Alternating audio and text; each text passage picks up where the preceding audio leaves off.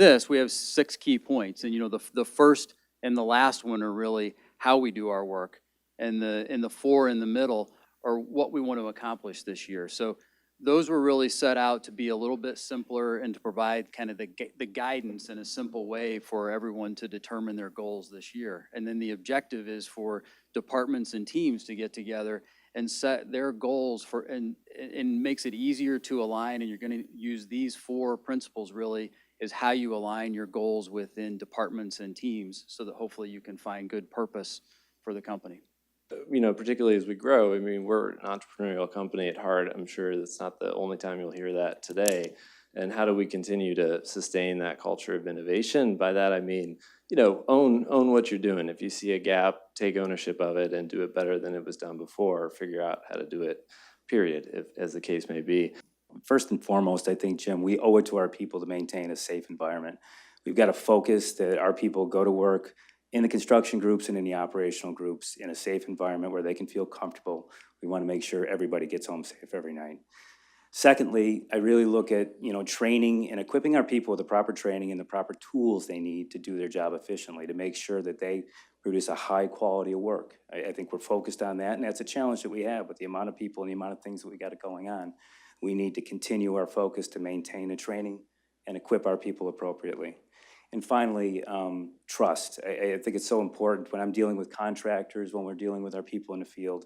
I want to make sure the contractors and those people trust what I say, trust what my managers say, trust what my engineers say. I think it's very important. And what Jack said, we've got a reputation. We've got to maintain that reputation, and that really starts with trust to do what we say we're going to do.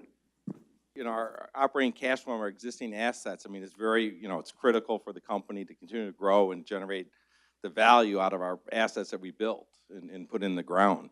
And I think last year we exceeded it. This year we got our goal is $448 million cash flow. And I think, obviously how we maximize that is we got to operate our assets very well. I think right now, keep our availability of our plants. Our fuel is free with wind and solar. We have already maintained a higher availability than one of the highest in the industry. I think that doesn't happen by chance. It happens by everyone working together, focusing from our operators to our engineers to our staff and asset managers to really maximize and continue those plants to run and keep the cost down and hit that goal. I think also one of the things I had mentioned before is the market, the electric market, the prices continue to drop. We don't see anything really moving up or putting pressure on power prices. So we can see those as flat or even lower throughout the year. So, and then also we have some projects, as we've been operating for quite a few years now. They're starting to roll off contracts. So now we have some assets that are merchant. So another big goal is with our commercial execution group and our origination group is to sell that power to maximize the revenue from our merchant assets. And so that's going to be another big goal or focus for this year as more and more our assets roll off contract. So we continue to maximize and get the value out of those assets. We contracted last year more than 4,000 megawatts of projects. I think we have a list, right? This is sort of what we're working on as a company right now, right? It's pretty daunting. It's pretty exciting at the same time. I think I did the math on this. And if we successfully complete all of this, and a lot of these projects aren't going to get done until 20 or 21 CODs, but if we complete all of this, we're going to double our installed capacity that we've completed development on. In the next 4 years, we're going to double what we did in the first 15 years as Invenergy. So take that back with you. In order to get all of these things done, it's not one closing a quarter. It's going to be multiple closings a quarter. It's going to be really coordination across the company, and that's it's answering a million due diligence questions that I think people across the company work on. It's going to be coordinating with tax, treasury, accounting, environmental, portfolio. It's really the whole company that has to come together to get every single deal closed and multiple at a single time. So I think that's where we shine as a company. But it's a challenge. And one of the other things to mention is the international projects, where we're looking at projects in Mexico, and project in El Salvador, and there we'll be looking to tap different lender and investor communities that have those projects have different risk profiles than a wind project in the US. And so that's one of the challenges for us, as well as building up those relationships and tapping different pools of capital that are appropriate for international projects with different risk profiles.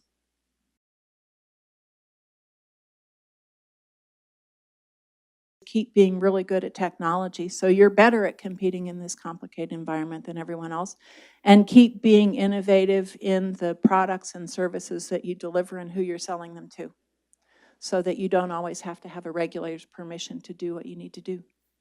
Totally agree that the regulators are way too slow. I've always had to outthink and outwork and outlast everyone else in the business, because it's okay if you're underestimated early on, because you can gain significant advantage. In my case, I'm an economist. I'm not an engineer or a lawyer. So I would walk in and people would say, oh, she's a political, or oh, she's a female, or oh, she's not an engineer, so she doesn't know enough about my business. She's not a problem. Well, it turns out I'm a problem. But at the same time, don't be afraid, because you can learn a lot from other people to your advantage while you're being underestimated. And then you can just totally nail them later, and that's kind of fun.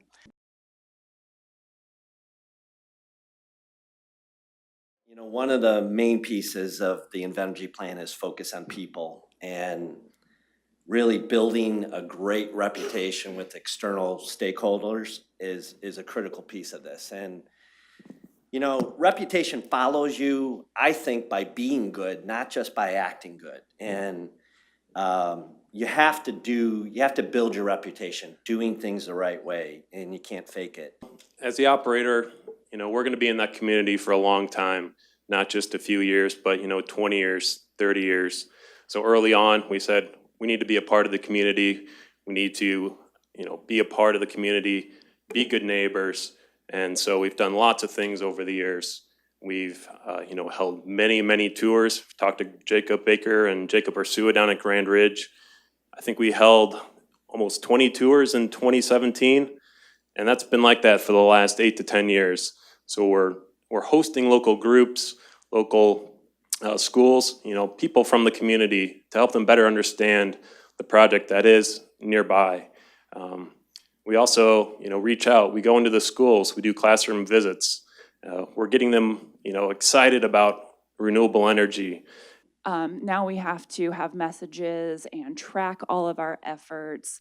I work really closely with our operating, our O&M managers and our administrative assistants to make sure we're all focusing on the same themes and being strategic and looking ahead, and just making sure that we're tracking this stuff so we can share these stories at another point.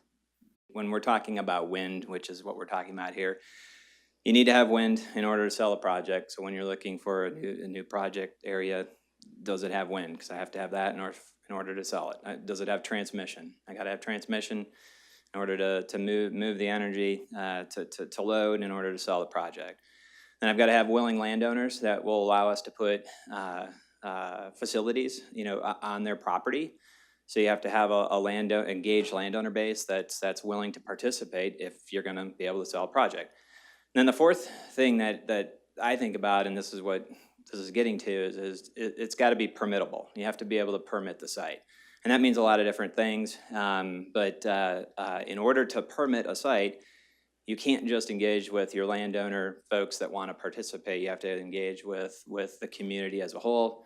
Like my example on the O&M building, you've got to try to maximize the impact, the benefit of the project to the community, but you also have to communicate those benefits. And so early on, you've got to engage with community leaders, whether it's county officials or town officials. You've got to communicate with business owners in the communities.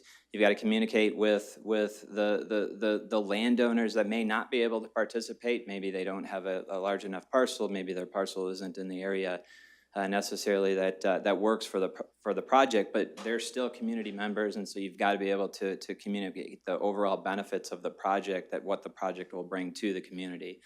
So it's early and often, and it's being there so that you can learn what issues may come up, what concerns may come up, and so that you can then anticipate how to address those as you go through the permitting process.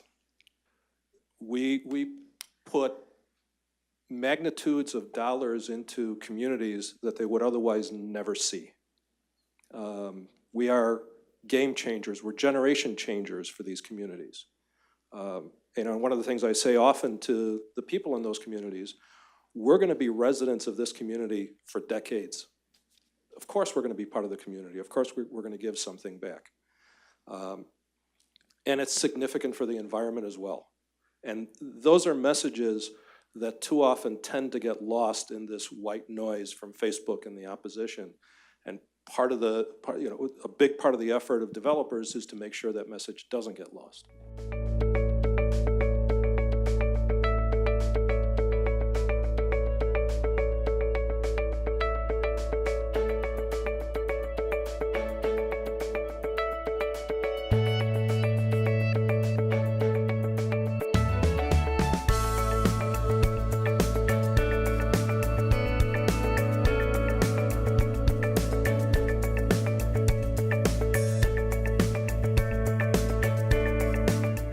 Some of you that heard me before, I like to use word innovation, entrepreneurship, because I really believe that for us to be competitive, we have to be different than anybody else.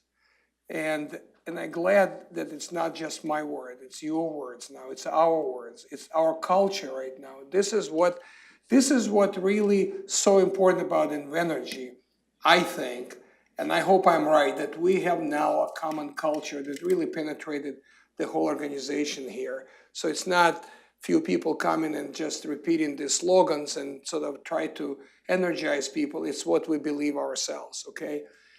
I want to thank everybody who is here, who is not here, in different offices, different places, for your help, for your support, for your contribution. And let's continue to have fun. Thank you so much.